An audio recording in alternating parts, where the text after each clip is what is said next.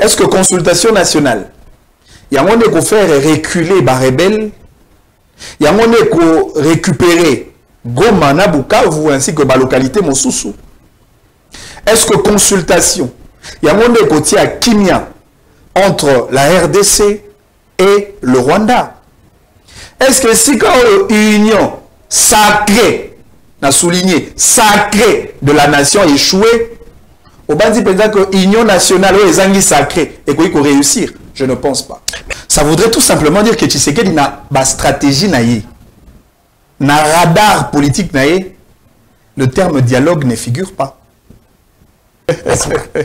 So, caméra wana, na 3 personnes kaka oyo pour na yo ato komi mukonzi. Ata ba basa na gouvernement, bango fo bazonga te. Le service na bango passe. 3 kaka wana. Mais il y a liboso ya Daniel Bumba. Daniel Bumba gouverneur. En tout cas, Bumba c'est incroyable. T'as déçu. C'est vraiment incroyable. Yami Balé. Yami Balé qu'on a eu comme bon été. Mais il y a quand même ministère na. Ministère des Affaires sociales. Après la communauté. Ça veut dire que Bissopé te dit mon salaire à sanité. Yami Sato.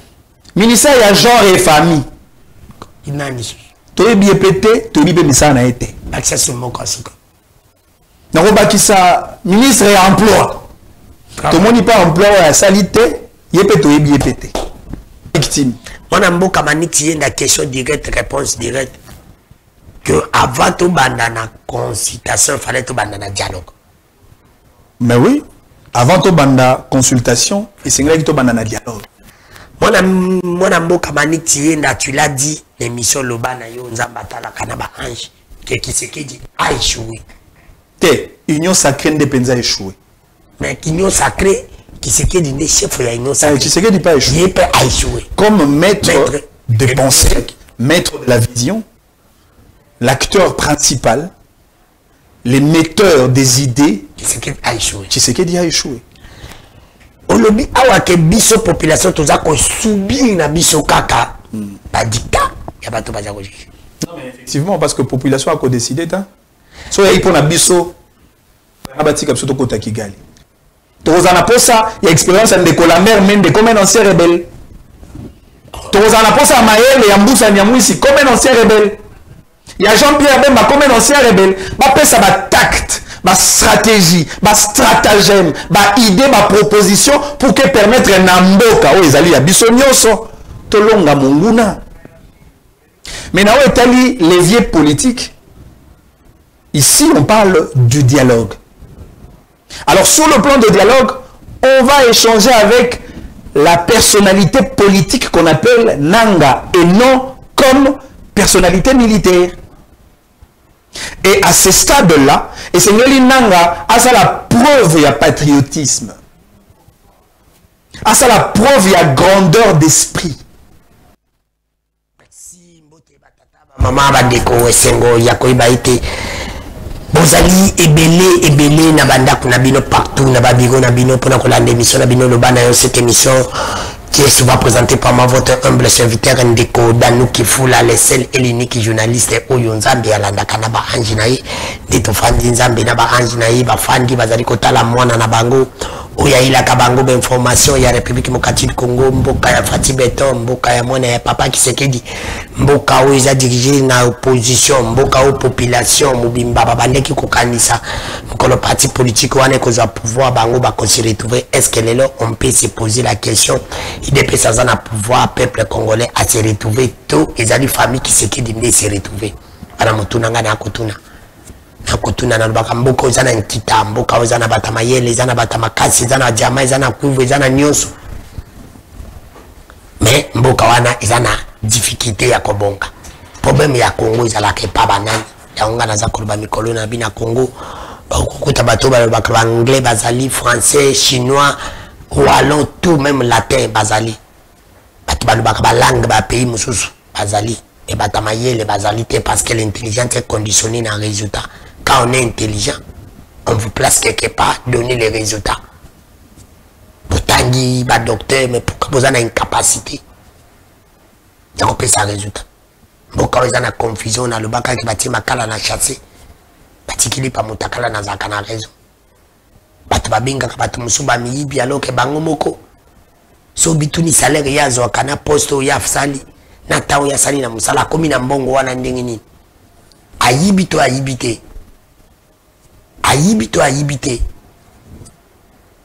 so tali na régime Tshisekedi mo bato baza ko utiliser mingi mikolo ezali détournement on a détourné na régime ya Kabila ezaki on a volé mais non ezali ka kimuibi ozaka kimuibi so tuni bataki Tshisekedi epa na bino bato bayibi ebele na régime na bino na tango bakoyebisa bino Kabila yibaki ebele po ebande komonana te biso toyi na démocratie yango bozomona bamonta détourné pa Kabila boyokaka te ayibaki ebele pasi bazalaki bakope na bango so tuni bataki Tshisekedi mais pourquoi boza kosala Kabila asalaki 18 ans mpo na nini bolobaki te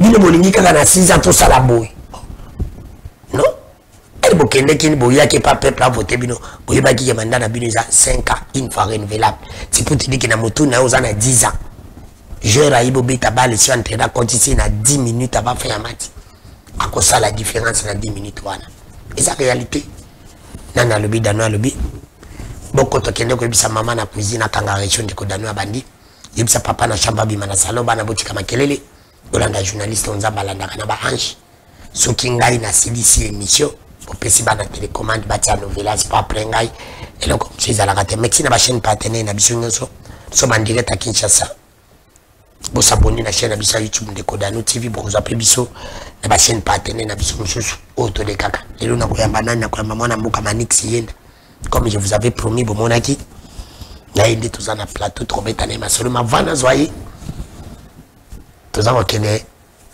na batualité bainformation toza nango consultation ebandaki namoni bayambaki mwana mboka Kamere boyoka maloba ya Kamere après avoir été consulté est-ce que Kamere a raison ou Kamere n'a pas raison nakotuna mpe mwana mboka Manix Yenda point de vue na ye par rapport à sortie médiatique il y a Vital Kamere après avoir été consulté tout là dans l'image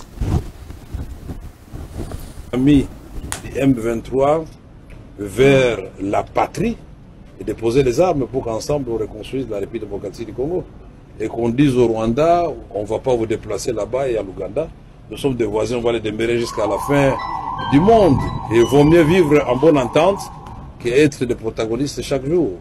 Et nous avons dit aussi au conseil spécial du président en matière de sécurité que le président en ce moment doit faire en sorte qu'on ne puisse pas tolérer que n'importe qui passe à la télévision ou dans les réseaux sociaux parler à son nom pour énerver justement cette démarche de la recherche de cohésion nationale et de recouvrir la paix dans notre pays. Plus nous sommes unis, plus nous sommes forts. Il ne faut pas qu'il y ait contradiction entre l'objectif, la pensée des chefs de l'État et les actes qui sont posés sur le terrain par les institutions, par les individus. Il ne faut pas frustrer les gens davantage si nous voulons aller très loin. Et moi, croyant, je suis convaincu que quelques amis du M23 vers la patrie et déposer les armes pour qu'ensemble on reconstruise la République démocratique du Congo et qu'on dise au Rwanda on ne va pas vous déplacer là-bas et à l'Ouganda nous sommes des voisins, on va les demeurer jusqu'à la fin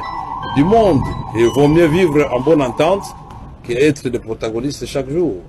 Et nous avons dit aussi au conseil spécial du président en matière de sécurité que le président en ce moment doit faire en sorte qu'on ne puisse pas tolérer que n'importe qui passe à la télévision ou dans les réseaux sociaux parler à son nom pour énerver justement cette démarche de la recherche de cohésion nationale et de recouvrir la paix dans notre pays. Plus nous sommes unis, plus nous sommes forts. Il ne faut pas qu'il y ait contradiction entre l'objectif, la pensée des chefs de l'État et les actes qui sont posés sur le terrain par les institutions, par les individus. Il ne faut pas frustrer les gens davantage si nous voulons aller très loin. Et moi, croyant, je suis convaincu que quelque chose peut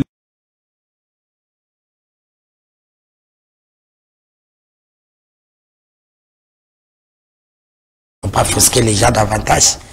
Deuxième élément, tout ça qu'on voit botala érosion na ville province ya Kinshasa na ebité tokoloba na monoko nini pour la bakonzi ya ville province ya Kinshasa baya na Lumbangu kopesa solution na bayimbuka toza image érosion. C'est pourquoi parce que to sali ba lobbying to lobby to sali nyonso to ko sala to moni que gouvernement paiement azana souci ata mukete ya koyeba ndenge na kosunga population na ye gouvernement azala ko la papa oyo esengeli azwa ba difficulté oyo bana ba okuta na yango pour eba nini ko résoudre yango mais banda to ebite est-ce que bayoka kabiso batu bakimi bandako batu bakomi na ba difficulté ya kolala batu ba olala na libanda po nini atongaki me lobi ndako wana ya yeke na ba poto ya courant na difficulté ya mai banzela nyonso eza susuti kutu biso batoto kana bana mitie o batangaka to ebite soro ya bana wana eza nini esengeki lobi to la protéger protection ezaka kina bato bazana este biso batoto ngisa te o nyonso eza ba bitumba esengeli l'état abunda pona yango balabala ezaki correlier entre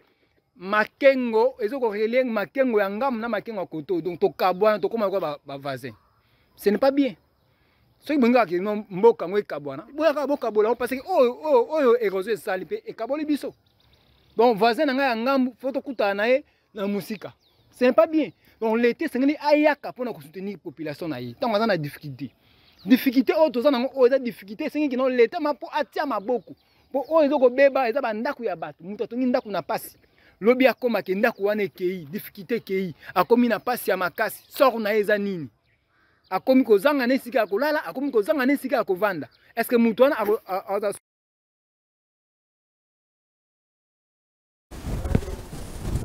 merci wana bochi komona na Kinshasa après Matadi Kibala jikwa na Matadi Kibala après Matadi Kibala vous avez comment on a population mais tout une question makamba érosion et ça là qui pendant Ngobila est parti Daniel Bomba azali tili le problème érosion éviter tout le bana monoko nini est-ce que pendant époque Kabila population bande ko la érosion lelo l'époque qui c'est que des populations za ko la érosion parce que changement bino boyibisa ka bato changement ye change yango changement ngozani anyewe mona na kato bezani oh yako bino batu na bitu ni keso bato ayonyo sacré basala bino na matière ni oh peut-être le va pas ici sango fo nangaya il faut pas changer constitution si bon tous à notre invité va commenter mon amboka baniki yenda mbote mbote na yonde kodanu merci beaucoup pour l'invitation kala to sali penza mo mikolo ebele tikanga na pesa yo na tombela yo mbula elamu bonne santé, prospérité, peu succès. Na kolanda na mosala na yo, en tout cas coup de chapeau, mosala malamu. Merci. Moi mboka maniti yenda question moka va commenter. Ba belema nyonso na timi bale. Yo bakanga yo. Ngaza journaliste na lubabo solo un atie photo na ona tambusi. Ba de kwa biso zimaniti to na première question ana se na bossa na kangongeza balamte.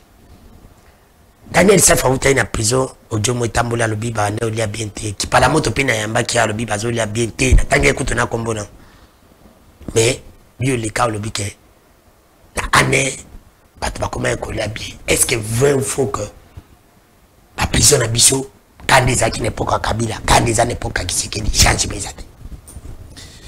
Bon, d'abord un élément de précision par rapport à propos nangai Oyo sali croisé na ba propos ya bandeko bakangamaki. D'abord de 1 nga nazalaki incarcéré na ANER et non na prison ya Makala ndenge oti otanga ndeko Daniel Safou otangi ndeko Mike Mukebai na bandeko mosusu qui parla moto oyebi ndeko danu tango tondimi ko sala politique est ali sacerdoce ezali apostolat, ezali responsabilité publique sacrée. Tant on dit que ça la politique, il faut tous avoir épris des bonnes valeurs. Notamment valeur, il y a vérité, il y a objectivité, et puis valeur, il y a rationalité. Il est vrai, pour des raisons de consommation populaire, tu es belé, ali trop attaché et de manière indélébile, na ba acte de populisme pour na ko sepeli sa bateau. Pour gagner sympathie à bateau. en lieu et place ya koloba vérité. Ngai uta nandima kosa la politique, nandima koloba vérité et rien que la vérité. Na opta pour un modèle de politique d'indépendance d'esprit, quelle que soit appartenance nangai. Oyebi depuis un temps na la paginda ikena ko accompagner tata mokonzi ya mboka. Mais ezali na makambo pe ko salema na régime tata mokonzi ya mboka, ngai na indépendance d'esprit na ngai na ko boya yango.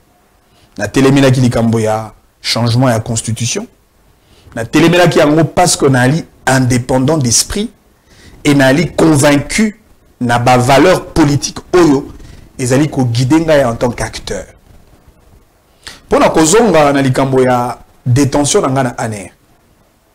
Tata mokonzi ya mboka tanga zwaka bokondi. Ya lobaki esengeli ANER ezala humanisé. Esengeli ba méthode de répression ezala précédée par ba méthode pédagogique. Esengeli ko supprimer ba cachot parallèle nyonso ya ANER. Na robanda wana. D'abord première confusion, tant que tata mokonzi ya mboka kolobe ya likambo ko supprimer ba cachot parallèle, alobi te que ANER ekozala na cachote. Non. Et ali na mokili moko te awana se, et ali na mboka moko te oyo ba service de renseignement na bango bazaka na ba cachot de détention te. Na maloba tata mokonzi ya mboka alobaki il faut supprimer ba cachot parallèle oyo ezalaki créé par les régimes passés. Il y a des gens qui ont des conteneurs, des maisons inachevées, des maisons privées, des caves privées, alors que seul cachot y a ANER, ils ont cachot ou ils ont officiel, ou motonio so singeli aïba. Nga ici na kotaki, bakanga na 3Z, c'était un cachot officiel. Et batonio so bakanga ki bilenge qui après ngai bazalaki détenu nesi konga nazalaki 3Z cachot officiel ya ANER. Condition kaka ya kolia. Information à liboso effectivement pour na kolandisa mana maloba tata mokonzi ya mboka, il y a eu effectivement synchronisation à bacachot, suppression à bacachot parallèle pour synchroniser à un seul cachot officiel et c'est connu. Des deux. Est-ce que ANER, tant on a un cachot humanisé, je voudrais que bateau bakolanda biso, ba famille ya bateau bazalaka détenu na ANER na époque na ngai, bango ba ali ba témoin. Ngai tango bakanga kinga première semaine na deuxième semaine, nazaki na droit ya ba visite te. Moto koye ko tala ngai te, avocat koye ko ya te, na koye ko soana moto te, j'étais détenu dans une cellule et je n'avais même pas le droit de sortir. À la limite, je ne pouvais que sortir pour un petit besoin ou carrément le matin pour se laver une seule fois. 2 semaines après, moi si nangai oyebi baluka ngai presque na bakasho ebele. Soko to loba ki anga kutu na yeko pesa ngana kanda na retira ki maloba nanga na monyo lobi ke kashe ko mai bien. Te mais ngane mondai na kasho. Ndeko dano aki na kasho te. Yope mokolo ba kokango na ane, mokolo ko bima na ane, yoko pesa be version de frère na yo. Allons. Ngana kolo baka bosolo. Allons, ça applique à bosolo. Après, mais oui, ma maman a kolo ba moi si nanga kolanda ngai. Allons. C'est quand même ma femme. Ma maman a kolo ba libota na ngai, famille nanga ba kolanda ngai, na famille pe abandeko mosusu ba kolanda. 2 semaines après ba ko pesa nga droit de visite. C'est-à-dire moi si nangai aya kotala ngai. Déjà n'arrête pas à ANER. ANER a coupé ça biloko une seule fois la journée. A coupé ça soit mingi toné kolia. So kolia poisson te, kolia madesu na loso. Poisson na fufu. Ya mobimba be andam. Poisson andam. Poisson divisé par 2. Thomson divisé par 2. Thomson a combien de plus?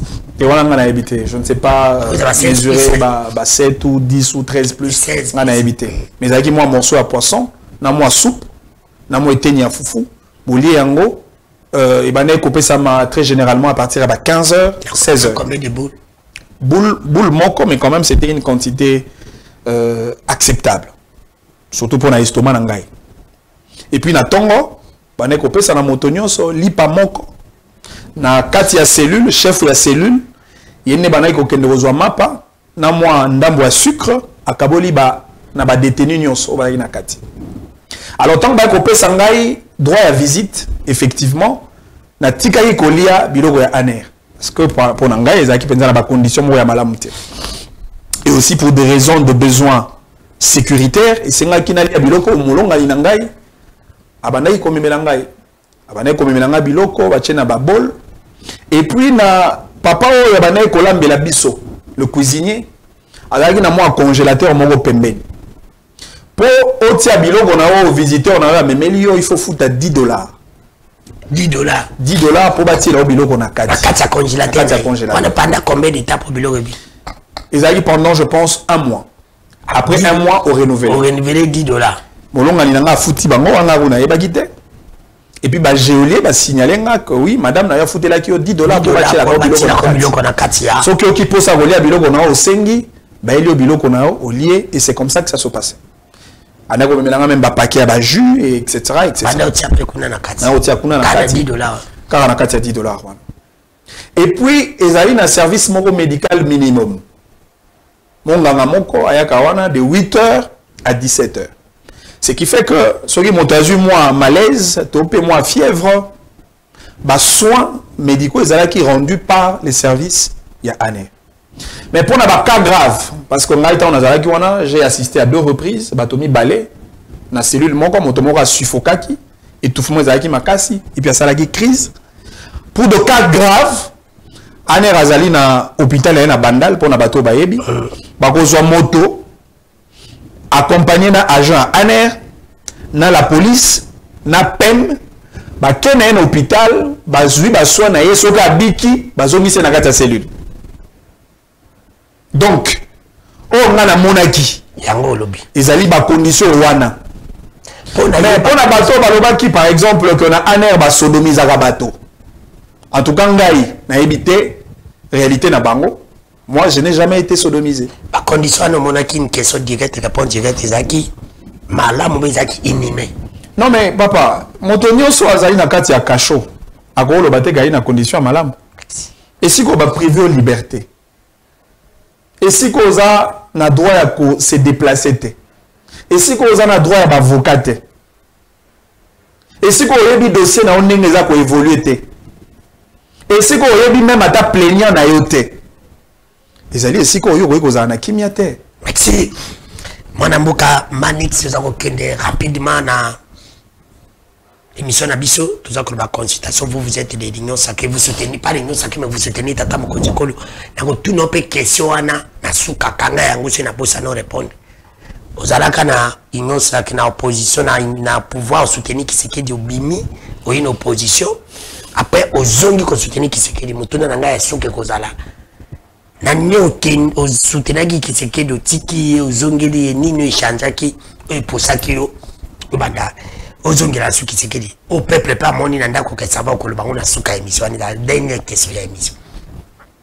Consultation. Moi j'ai toujours dit les gens qui créent les problèmes ne donnent jamais la solution. Mais ma bandi consultation baza ko consulter ba même bateau yo baza na nyo sakina tata mokonzi ko oyo ba créer ba problème. Penses-tu que consultation et cause à la kisi approprié pour na kosili sa malade otozana ngo malaria je parle malaria c'est pour te dire que la guerre ce qui va consulter bino ba politique ça va consulter ba rebelle et opposition pour lobby ba koyaki bana mutuna mais sorti ya consultation mon mboka Kamere yukaninga lobby par rapport à dire ya mon mboka Jean Pierre Bemba est-ce que Kamere a raison ou il a tort est-ce que Bemba azana raison à côté ni la discours yanza côté ni toi azana raison parce que Kamere lobby pour le moment ils en a placé. Je prends le 2 volets de la question. D'abord, on a Robanana État, il y a une consultation nationale. Voilà. Pour rester en harmonie, na exemple au Tikopesa, il y a Kisi, na maladie ou ezali. Au ibim de Kodanu, na domaine ya médecine balobaka, soko pesi moto Kisi ou ezali incompatible na maladie. Ils ont l'erreur médicale. Et vous créer des conséquences, des dégâts néfastes. les lois Motune Ezali. Est-ce que la consultation nationale Ezali la thérapie appropriée pour endiguer la problématique de l'insécurité? Oh, les lois pour caractériser le cannabis surtout dans la partie est du pays.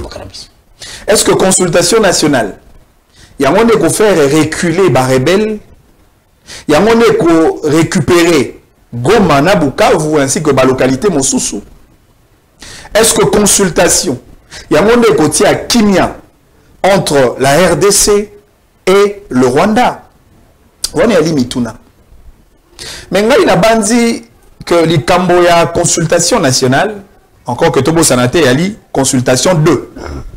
Parce que tant que Tata Mokondiambo à Kabona Kanabande quoi FCC, cette coalition de gouvernance entre le CACH et le FCC, a béni Sarabisopé la consultation nationale. Oui, créé qui même Union sacrée de la nation. Tobo Sanate que Union sacrée ezali vision politique ou ezali na tridimensionnalité des valeurs. Unité, convivialité, fraternité, concorde et solidarité nationale pour bannir la gangrène. Il y a népotisme, il y a clientélisme, il y a régionalisme, il y a clanisme, il y a favoritisme. Oh, les lois ont caractérisé malheureusement la gestion de la chose publique de l'État. Il y a mis balai et Zali sacré. C'est quand il a continué, papa. On a Zali vision. Mais union sacrée de la nation. Mais tant que sacré, sacré zali sacralité à Mobé Kolikondi, la loi fondamentale, la constitution de la République. Sacralité à peuple congolais comme souverain primaire. Et puis sacralité à Yemoko Tata Mokondiambo après tagi serment devant Dieu et devant la nation. Troisième élément, c'est la nation. Oyebi, élément de base d'une nation, c'est le vouloir vivre collectif. Motuna, après que l'union sacrée a créé, est-ce que acteur il y a union sacrée? Est-ce que Batikalaga conforme na ba idée maîtresse telle que fondée dès le départ de la création de l'union sacrée de la nation? La réponse est non. Parce que, oyebi, l'élo, pendant que Togo Lobela, les tribalismes bat le plein. Les régionalismes bat le plein. Le népotisme continue de battre le plein. Mais Moutoza a soutenu Yenem à la base. Papa Tikangaï n'a continué. Il n'y a pas de problème. Mais les autres n'ont pas de question. On les a pas rebondissement. Il n'y a pas de problème. Allons-y. Babiloko wana ezali. Tant que tu sacralité à Mobé Kolikondi, même union sacrée de la nation, bangonde ba eli biso démarche à changer Mobé Kolikondi. Quand on a té, les canissio wana et qu'on correspond dans la vision maîtresse à l'union sacrée de la nation té. Voilà pourquoi la télé qui a. Mais quand on vision il comme talinga qui changement. C'est cela la contradiction. Ce qui voudrait dire, contradiction à Tshisekedi na Tshisekedi. Contradiction à Tshisekedi na ba valeur ya union sacrée de la nation. Aujourd'hui, il y a peuple d'abord. Les Alaki qui considéré comme le fil conducteur. Il y a gouvernance à Tata Mokondi Amboka. Dans l'état de droit. Dans l'état de droit, bien entendu. Oui, il n'existait pas. Or, le peuple d'abord, n'est plus le sujet au menu de la préoccupation politique. Il y a union sacrée de la nation. Ce qui voudrait dire que union sacrée de la nation comme vision, comme mission, comme objectif, a lamentablement échoué. Si vous avez création à gouvernement, il y a union nationale. Est-ce que si quand union sacrée, on a souligné, sacrée de la nation a échoué, on va dire que l'union nationale est zangi sacrée et qu'il faut réussir? Je ne pense pas. Mais quand tu ne penses pas, mon ambo comment tu vas soutenir quelqu'un où la sacralisation a échoué? Mazo Kendena, gouvernement et cohésion nationale. Mais tu soutiens la personne. Confusion est alliée. Ce qu'on a dit, il faut comprendre que Manix Ienda reste indélébilement attaché à la vision de Tshisekedi et non à l'individu Tshisekedi. Mais vision. Comme preuve. Tshisekedi, qui a parlé de l'union sacrée de la nation, pour protéger la Constitution. Tshisekedi, quelques temps plus tard, vient en antipode de sa même démarche pour la protection de la Constitution. Manix Yenda Telemenagiango. On a à soutenir Nani. Tshisekedi to vision. On a soutenir vision. Donc ça veut dire que na combat nangai, na lutte nangai. Et si quand Tshisekedi a sali ya malamu, tokobeta maboko. Et si quand Tshisekedi a sali mbeba, na limemia, na respect, parce qu'il s'agit du président de la République, tu vas couper sa makanisi. Tata mokonzi ya mboka. Salamo attention. Nzelo ozui, ezali nzela moko suicidaire. Ezali nzela moko compromettant. To proposer likanisi ya sika, tala soko kei na lolenge oyo et ko permettre na bana Congo bazwa ba résultat ya malamu na gouvernance na yo. Et bon soka zo yokate. Pour ayoka ga. Mais wana italinga ite. Mais comment tu soutiens quelqu'un qui n'écoute pas, qui ne change pas Rabi? On a soutenir vision. Mais quelle est la vision que ce bâtiment a pété? C'est toi tu es le seul à voir la vision. Mais malheureusement, parce que Bino. Tu es le seul à voir cette vision. Mais malheureusement, Bino va beaucoup critiquer Tshisekedi. Moi je suis journaliste ici, c'était mais posture, malheureusement, ils ont la posture, il y a critique. Ah, là c'est. Posture, il y a moto à créer frontières, séparation, et en termes de vision, et en termes d'action. Moto a la vision. Mais il y a un moto a la vision, à qui que la vision a été. Ça arrive. Et comme la vision même, il nous arrive par moment, vous voyez qu'on a la vision, on a l'IP projet, mais bah moyen pour permettre pour réaliser la vision est incompatible avec la vision, tout comme avec le projet. Ça nous arrive. Et c'est ce qui fait que moto a échoué, bien que Azaï na vision na. Quand le paquet Tshisekedi a une vision te, ngai na ndimi likamboana te. Ce qui bino boye vision Tshisekedi te, ngai comme acteur politique, na yebi vision Tshisekedi. Comment mutako ndima que Tshisekedi a une vision, mais moto a une vision ngote. Et c'est la population congolaise aujourd'hui qui se dit que na ndimi vision Tshisekedi. Pour ndima fa monati. Vision na matérialisation à vision ya biloko mibale. Mais pour vision exister, faut la matérialiser non? Te. Comment ça? Pour que action ait existé, il faut d'abord une vision et zala. Parce que comme déjà il a déjà vision. Parce que tikali le quoi vision zali. Parce que pour toi il vision ani zali faut mon ami. Ya on a l'obité. Vision est coquille kozala. Ezali déjà. Ezali.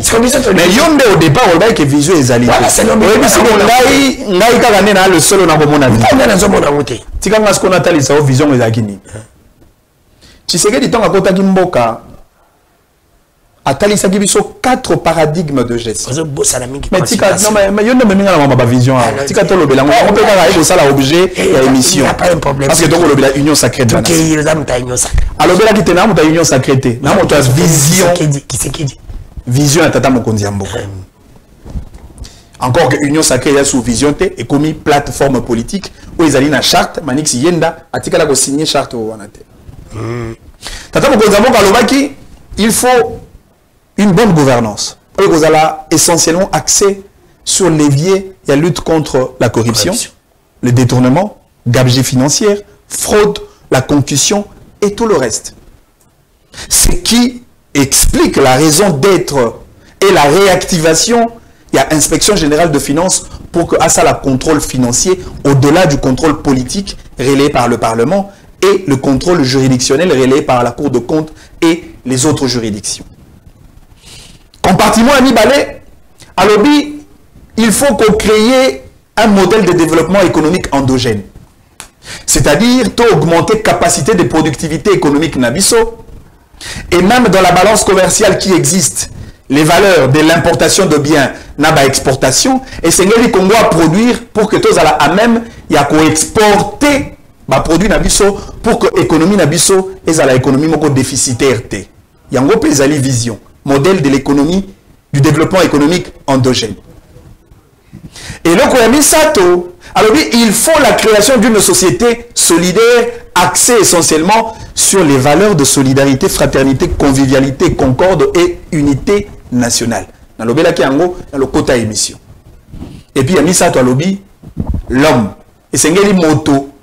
Le premier chantier, il y a action. Et tata mon kondi amboka. Ce qui justifie le départ de son action axée sur le capital humain, la santé et l'éducation. Il y a des visions. Il y a des décors. Il y a des tableaux de gouvernance. Il y a le modèle référentiel. Oyo esengeli tata mokonzi ya mboka. Na ba membre ya gouvernement. Na ba député, membre ya Union sacrée de la nation esengeli balanda. Nzela, il y a base en termes de vision posée par le président de la République.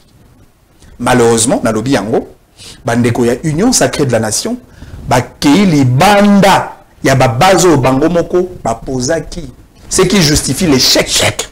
Il y a Tata Mokonzi Mboka na équipe na Mobimba. C'est pour Tata l'assume. a échoué.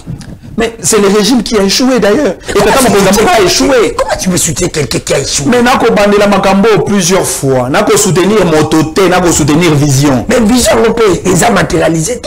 Kasi yango na lobi te nandimi que vision zali matérialisé te pe nandimi échec. Ya batu ya Union sacrée na Tata Mokonzi Mboka locomotive et puis acteur principal, il y a Union sacrée. Na lobi yango na clair comme de l'eau claire dans un verre clair. C'est quand on a un processus.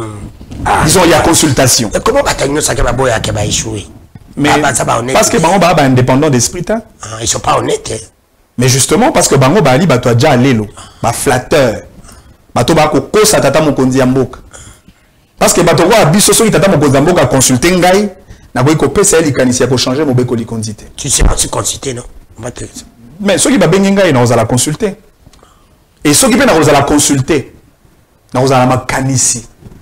Parce que consultation, c'est un exercice unilatéral. C'est-à-dire, vous voyez, des cohébérants, des colongélés, après, vous savez, makambo, bino bolobi, amen, iyo, pe botelemi bokei, non. Ce que c'est consultation, ça veut dire que va consulter non seulement les individus, mais va consulter les propositions des individus. Et dans ce cadre-là, on a pas de makanisi, on a pas la kisabango. Est-ce que les béran dans un l'homme qu'il faut pour la consultation ou fallait tout petit canano kaka sango ndi batamboli bango batu ba yebi dimension ba problème? Je ne pense pas. Parce que les caniciers à consultation nationale les alli koti à charrue avant le bœuf. Pour Nangai et sengela ki to banda d'abord na dialogue. Fallait tout banda na dialogue to na consultation. À l'issue de ces dialogues sera créé un gouvernement de cohésion nationale. Alors, dialogue encore que gouvernement de cohésion nationale, on a des nominations, on a des penza favorables na yangote. Na rotali sabino, kombo ni nesengeli to benga yango. Maintenant on a le but que les alliés charrue avant le bœuf. C'est parce que esengeli batoba kutana autour d'une table. Tolo bana ba vérité. Toi planir ba divergence. Les problèmes sont là. Il faut Tshisekedi ayoka Kabila. Il faut Tshisekedi ayoka Moïse, Martin Fayoulou, Moïse Katumbi, Délice Sanga, Jean-Marc Kabund, Matata Ponyo. Et c'est ngeli Tata Mokonzi Mboka ayoka bango. ayoka pebino. Ayoka pebiso. Ayoka pebiso. Et c'est ngeli na kati ya dialogue wana Fayoulou patu na nanga.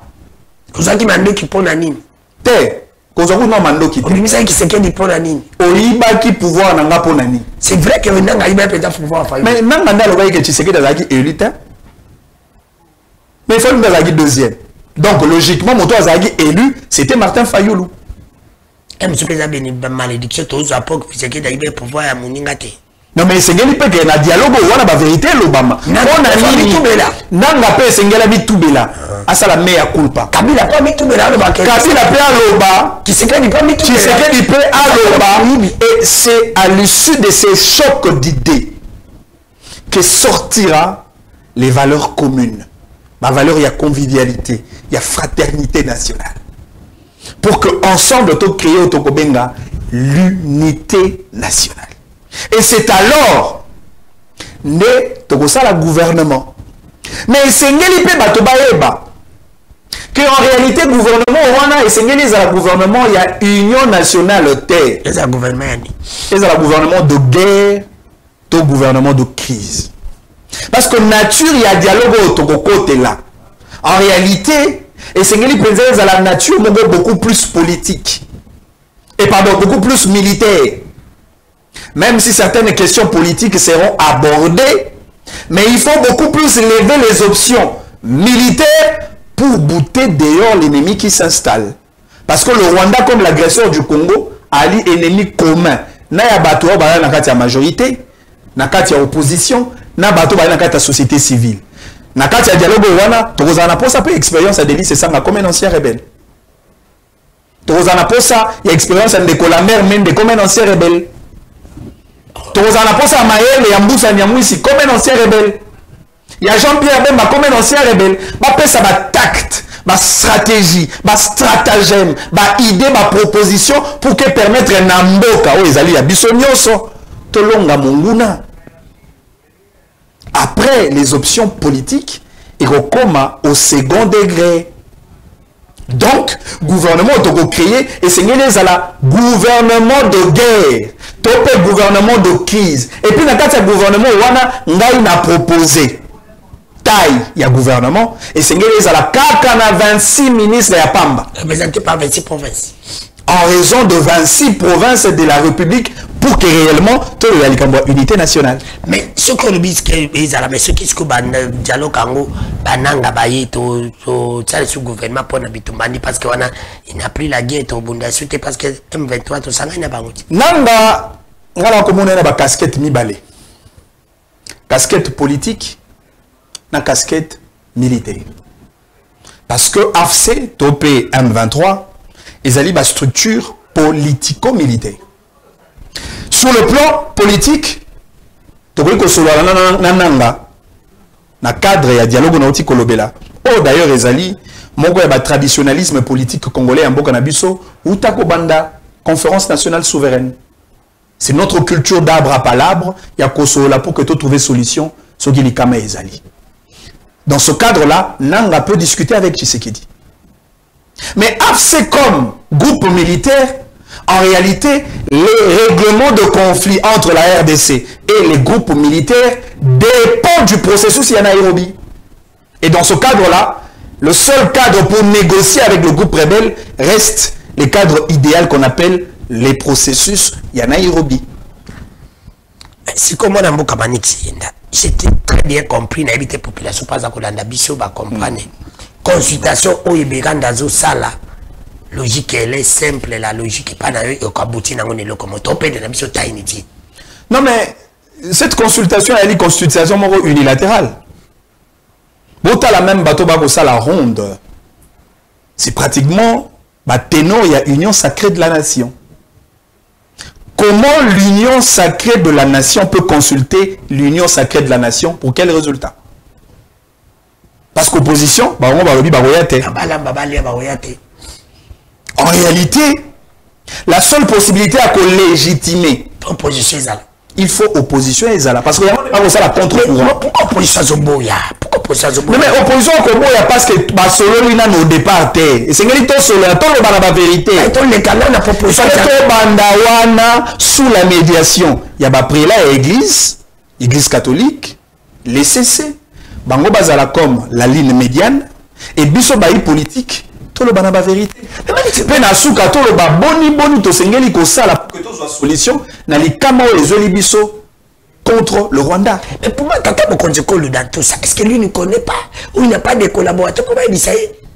Il est président de la République. Et c'est si le président de la République qui doit se conduire comme le président de la République à Koyokate, à même un mot qu'ils ont bien été à Koyokate. Non mais après on va tirer les conséquences. Mais ce serait peut-être soumis quand même. S'il vous plaît. Le peuple mérite ses dirigeants. Nous avons choisi le président Tshisekedi. Nous le méritons.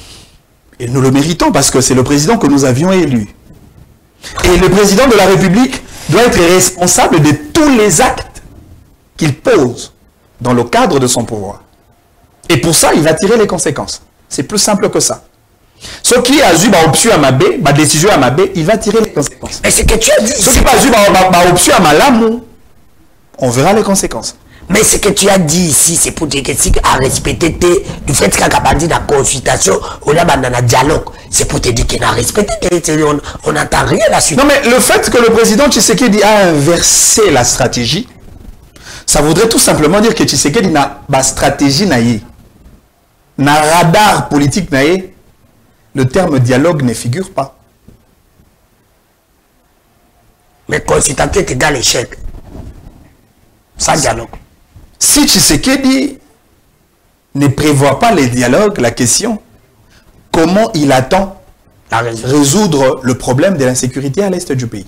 Ça veut dire, une conclusion logique, dans le cadre du président Tshisekedi, a misé beaucoup plus sur les angles diplomatiques. La diplomatie. La diplomatie.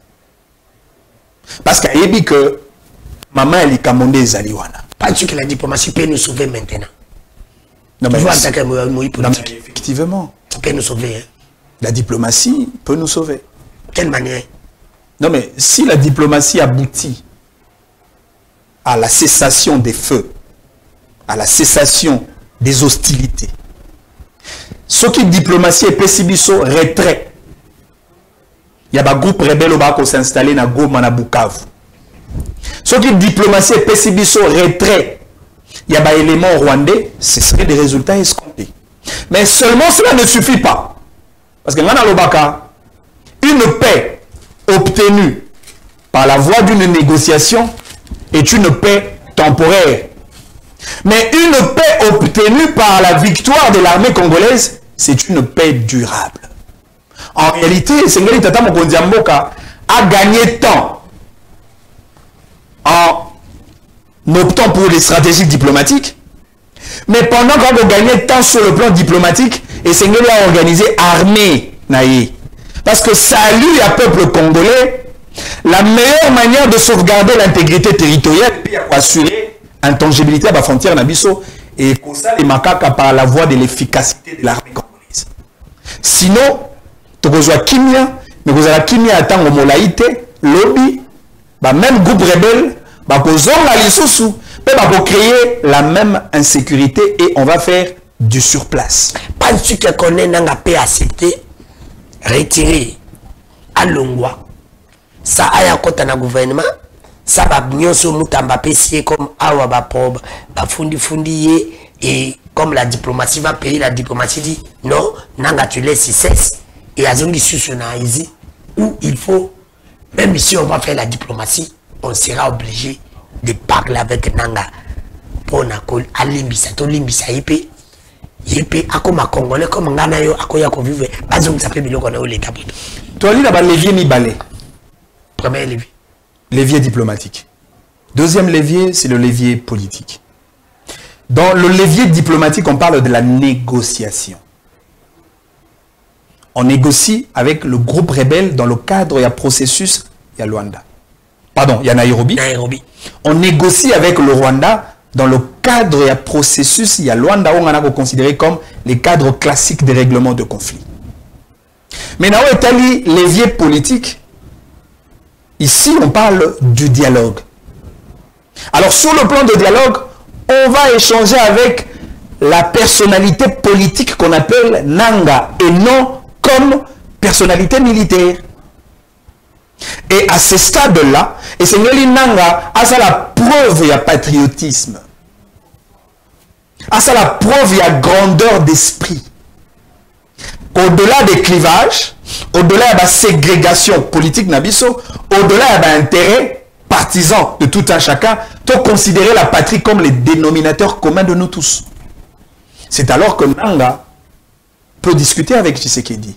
C'est alors que les deux peuvent trouver une solution au profit de toute la nation congolaise. À défaut de quoi, Nanga Gotika la Nakwane, Tshisekedi peut Gotika la Nakwane, et ce seraient les rapports de force qui vont s'imposer. Mais est-ce que mon ambo Kamaniti, vous ne voyez pas qu'il y a une vous avez une confusion totale. Vous avez dit que Nanga Azana 2 mètres, Kagame et Kabila. Si tu es qui ont des problèmes, mais Bazakoloba, président Lobakiango, mais vous demandez encore les gens, on va soutenir par Kabila, Bata PPD, FCC, Baya. Na consultation na bino pour appeler Sabino Makanisi. Makanisi na bango peut combattre encore chef na bango. Est-ce que ça peut se faire? La République transcende le parti. La patrie avant les partis. Au-delà de clivage, au-delà de tendance, au-delà même il y a mouvance idéologique, le Congo reste le dénominateur commun. Là nous les savons. Ce qui Kabila se considère comme un Congolais, Nanga se considère comme un Congolais, Tshisekedi se considère comme un Congolais, pareil pour Katumbi, Mozitu et tout le reste, et Sengeli Bavanda ensemble, pas solo la Congo. On a trouvé Bossana, ba velléité mon sous. Tokota la boni boni, tu peux trouver issue pour que tu bimana bourbier et insécurité oyo. Et donc, moi je pense qu'il est possible. Ce qui bateau union sur notre côtanga, bah ça lui preuve il y a grandeur d'esprit. Sinon, le dossier sera très compliqué. Sinon, c'est le plus fort qui va remporter la victoire. Et c'est ce qui sera très dangereux. Entre-temps, le peuple congolais meurt.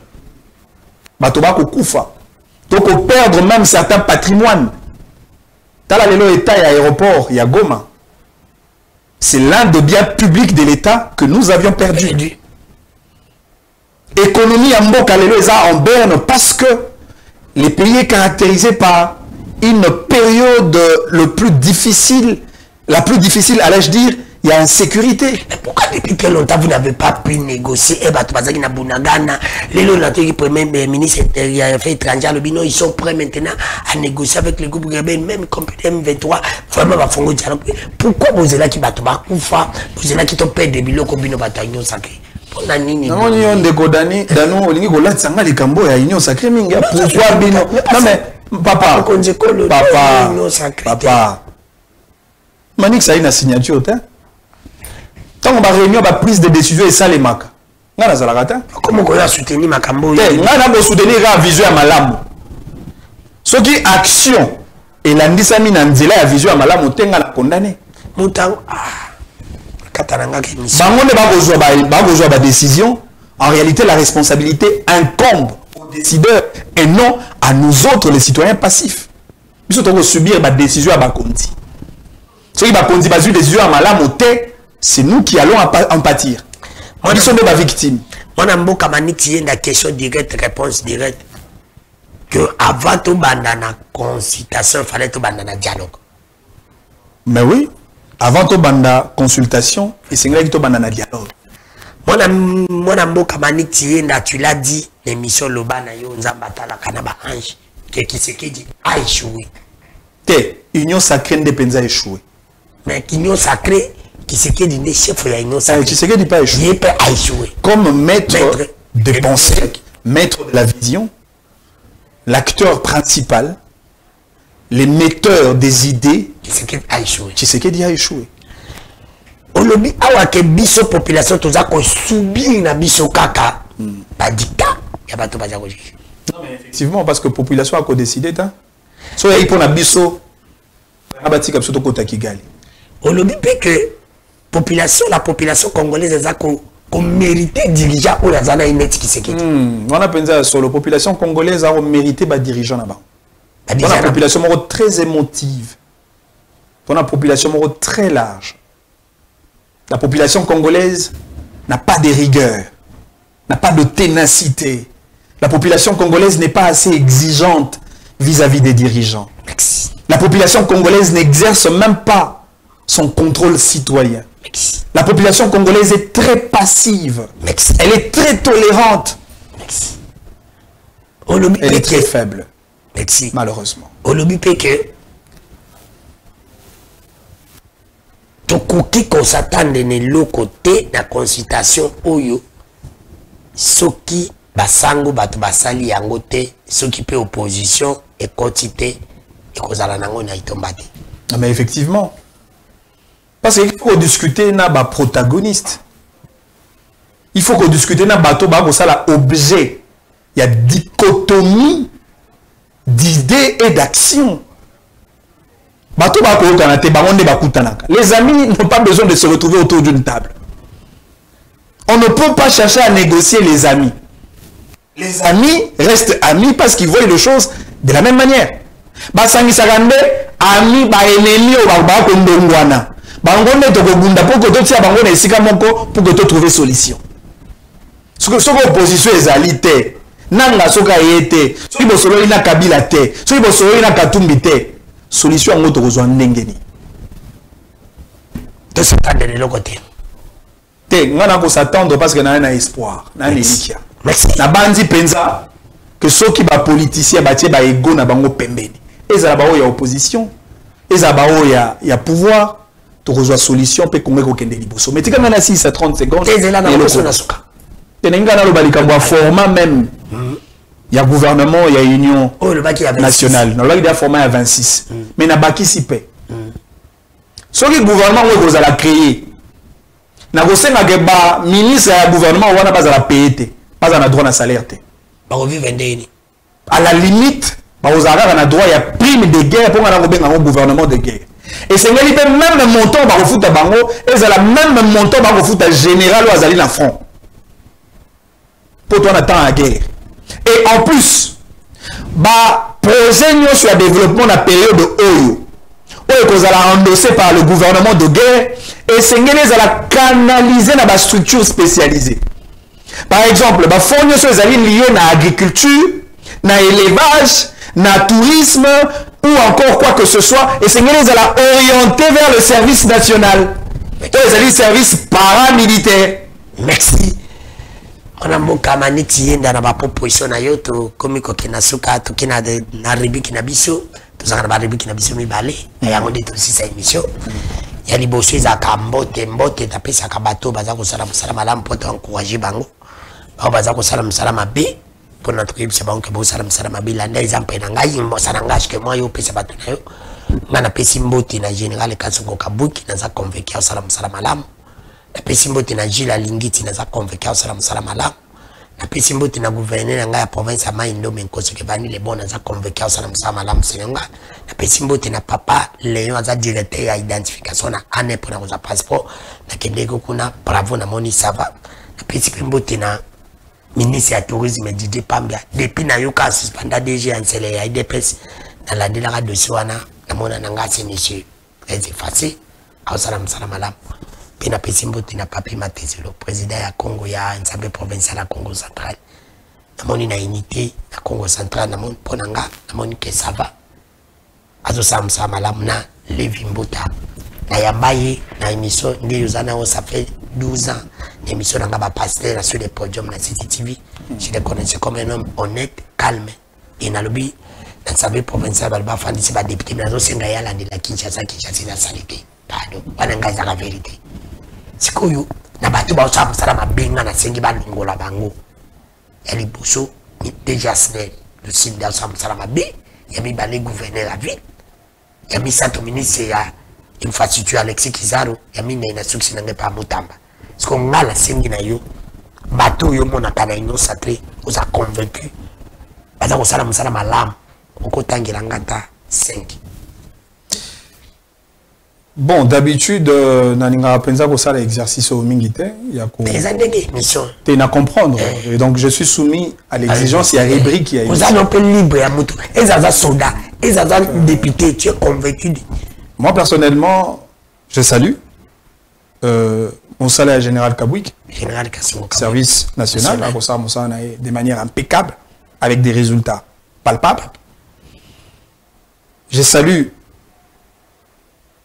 le général d'armée financière, Ndeko Jules Alingete, pour a preuve d'une forte capacité pendant une période très difficile pour contrôler les prédateurs des deniers publics de l'État.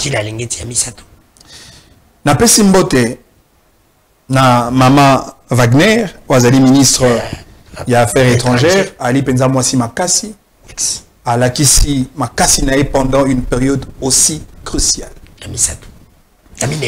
Na Pesimbote, na Elenge Ndekonabiso, Constant Mutamba, ministre de la Justice. Pour na Moussala. Na Pesimbote, na ministre, le ministre le plus infatigable. Le ministre qui est dans tout le front. Et le ministre le plus exposé de tous. Patrick Mouyaya, coup de chapeau pour le grand travail. Merci. Parce qu'au côté de la caméra, na PCP Mbote. Na Tata Mokonzi Amo. Parce que Bitumbo, tu sais, il y a so caméra wana na 3 personnes kaka oyo pour na yo ato komi mukonzi Ata basa la gouvernement, bango faut bazonga te. Le service na bango passe. 3 4. Mais il y a l'Ibosso et Daniel Bumba. Daniel Bumba En tout cas, Bumba, c'est incroyable. T'as déçu. C'est vraiment incroyable. Yami Balé. Yami Balé, vous n'avez pas comme vous n'avez été. Mais vous n'avez pas des ministères. Ministère et Affaires sociales. Vous n'avez pas comme vous n'avez été. Ça veut dire que Bissopé, tu as dit mon salaire à sanité. Yami Sato. Ministère, il y a genre et famille. Il n'a ni. Tu as bien pété, tu as bien mis ça en été. Accès sur mon corps. Dans le ça, ministre et emploi. Tout le monde n'est pas emploi à salité, il est bien pété. En réalité, même le ministre de l'aménagement territoire, il a habité sur le Bassani. Tata Moukonjoko la félicité qui est parmi les ministres. Alors nous devons éviter que ce genre de ministre revienne encore dans le prochain gouvernement. Dernier rébi qui n'a biso, tu tchaka ma photo. Ozopona. Ozotala na secteur, moto a convoqué, on a évité bakocha ba joueur, bakocha ba musicien, bakocha ba politique, awa même ba comédien. Tu tchaka vraiment pour la moi, et mon émission pour me taza la tante. Ozopona, oyo mona kazaka modèle a convoqué yo. Oya leki muninga na boy soka zate olobi to leki na biso ebite ba proposer nani vidéo bosolo pe bosembo to landa e mona mboka manix yenda amonana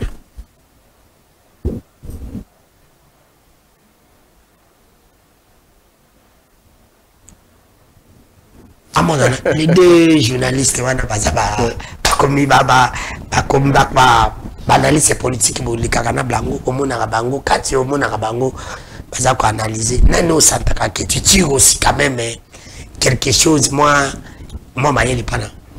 Non mais à la base Gauthier C, il a ndeko Yves Bouya, c'est des jeunes journalistes très excellents.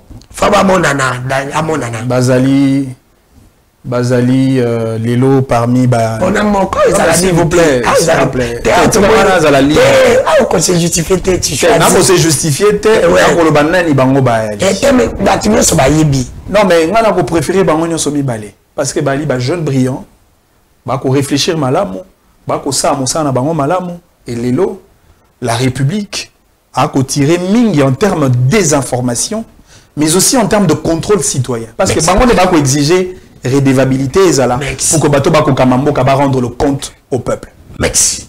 Toleki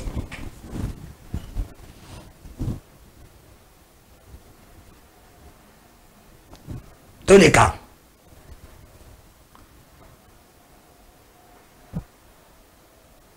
na deux ministres wana baonye so bazana gouvernement nani oyo selon toi akoki kozonga te na gouvernement ya Union nationale ou na secteur ça ne va pas. En tout cas, invité Famon Nanano. En tout cas, comprenez que le choix est tellement très clair. Hein? Les ministres Liao est de loin plus excellent que ministre et infrastructure Guizaro ou les lois à la Sony. Hein? Ça, il faut qu'on se le dise. Eu égard, il y a État à Moka. Banzela à Moka, en tout cas, Guizaro, il faut avanda. Tous les cas.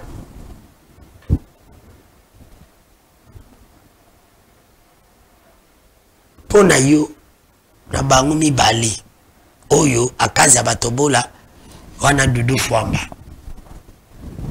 Nani Oyo, a convaincre Yoma Moke. Ta Moke. C'est nga convaincre nga mokete. Nga il faut convaincre nga. Nana convaincre. Azate. Omi balem da convaincre nga azate. Azate. Tous les cas. Les deux comme ma porte-parole wana na moni o msu na suki mundie kindingo o msu kaita o msu nani kisidiora nani wasala ka musala na bien. Bien par rapport à ni. Par rapport à ça, on va commencer à la TV. Et attends, mon côté, ça va bien. Attends, mon côté, ça va bien. Attends, mon côté. Attends, mon côté. Attends, mon côté. Surtout ni bango. Comment fonctionne l'industrie musicale congolaise? Surtout ni bango. Le droit d'auteur et le droit voisin des artistes musiciens reposent sur base de quels textes? Pas éviter. Les deux musiciens wana fali wana feri Nanuyo a convaincu Kayo en tant qu'artiste et musicien complet. Je parle de complet. Il a tout. D'abord le 2. Nami Moko. Tu n'as pas le choix. On t'en fait Il n'y a pas un problème là-bas à convaincre Kayo. Si quand on a d'abord on a apprécié. Les deux sont des meilleurs artistes. Il n'y a pas de problème. Mais justement, les deux sont de meilleurs et puis bah, on aurait valablement tricolore et les plus meilleurs. Non, le plus meilleur c'est Fally, c'est très clair. C'est Fally. Fally. Ouais. Non seulement le meilleur du Congo, mais le meilleur de l'Afrique. Fally n'est pas le meilleur du Congo, mais le meilleur de l'Afrique. Le meilleur de l'Afrique. On a bien une personnalité archétypale de la musique congolaise. Merci. Et s'il est dans le cas, merci. C'est quoi le mot d'Anou qui est fou là? Na Louis France. Nani. Mipona. Nandé. Quand on a bloqué ça là. Louis France avec Kinga. Merci. Bonne modestie. Ngai monde na biso balekanga nga mwana suka ya ba journaliste nyonso. Mais loko nga na lekanga bato zaka na moko. On était bien. Ah, OK. Là, on tu me connais. Bon, on a thermomètre et à mesurer. Tu nous fréquentes. Bon, enfin. On se connaît. Na elo nga na yebi ezaka ezala yo Danou ezala ndeko Louis France, vous allez ba meilleur journaliste en Mboka na biso. Pour ça la fierté en Mboka. Merci. Et les lobby non porter étendard. Na pesi mbote na mwana Mboka kisi kinda za Olanda biso a komeninga na pesi mbote na mwana Mboka aussi Louis France. Je pense que je vais les recevoir le vendredi. Je crois vendredi ou mon Mboka Louis France et Edmond Izuba. Edmond Izuba, salut. Un très bon monsieur. Calme, sympa, sobre, beaucoup de mesures et très accessible. Je l'aime bien. Merci. Merci d'avoir déconnu ce Bolanda qui biso. Vous s'abonner à la chaîne à YouTube. Ndeko Danou TV. Quand tu s'abonnes, merci na Ima, Ndeko Ima. Merci d'avoir déconnu ce Bazala qui dans le régime de Mboka Gaïtan. Merci na Lizo.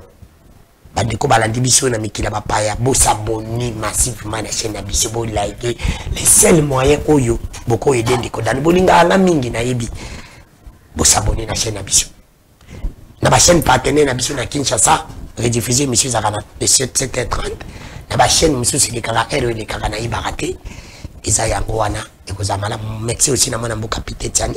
Je voulais aussi prendre l'idée de mon invité Tata Mokonjikolo. Moi je pense que à 90%, ce que mon invité a dit, il a raison dans le Cambritali, consultation. Moi, j'estime que consultation est comportée et l'autre côté. Parce que ceux qui battent en opposition, bateau va créer problème, et ça bateau yozana bango. Parce que bazako ça va passer résultat. Bajero ba Pauline Mati, babandisa kabango sur Matite. Pe bayo kakabango te pour accomplir sa kaba raison. Que Potine ezalaki mabe, Pélis ezalaki malamu te, Balo ezalaki malamu te. Alors moi j'estime, il faut que ça la dialogue, que yoka bato. Ceux qui te yoki bato, les nasima, te font des placements, ezali logique. Qu'on dit ma pe que au échoué, ezali pe malamu pose à la modèle, lobby, bato bazo comme référence. Qui sait que Dipé à son époque, il était président, il avait échoué, il avait accepté. Moutoumousou Paya Kassala qui continuité. Ceux qui osent qu'on dit, mais échec était dans la vie, ils appellent que tu ne seras jamais grand. Pour être grand, il faut accepter aussi les échecs. Vous avez échoué, acceptez que vous avez échoué. Et couper, ça peut pas tout bakoya sima. Moi, je pense que dans la vie, kaka koyeba na mingite, ou koyeba na pe na mabe. Pour se le mabe, pas yeba na mabe. C'est ça. Merci. Nabande konyo soto kabani na elema ya mwana Mboka Levi Mbuta aza ko préparer manifestation na ile 29. Je crois que notre équipe aussi sera là. Tous animages, tukutani lobby. Bye, à la prochaine. Il y a Grand Bandundu.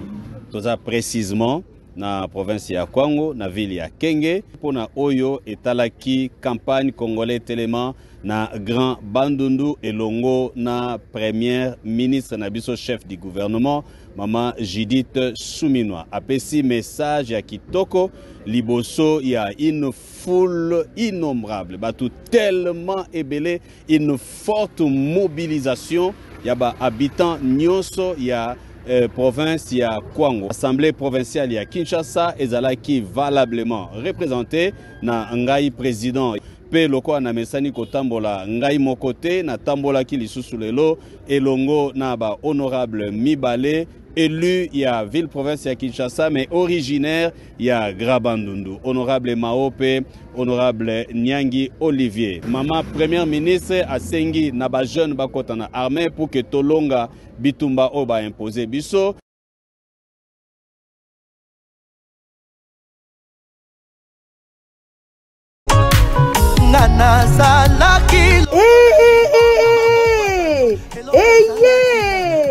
Nini lisusu wana BM Construction eye wana pona moto nyonso na spécialité na bango ya métallique bazali wana pona kofabriquer charpente métallique, garde-fou métallique, antivol métallique, portail ya rail, fabrication pe composé ba portail, fenêtre ya rail, pe biloko mosusu ya ndenge na ndenge. Baza wana pe pona ba aluminium nyonso na BM Construction bango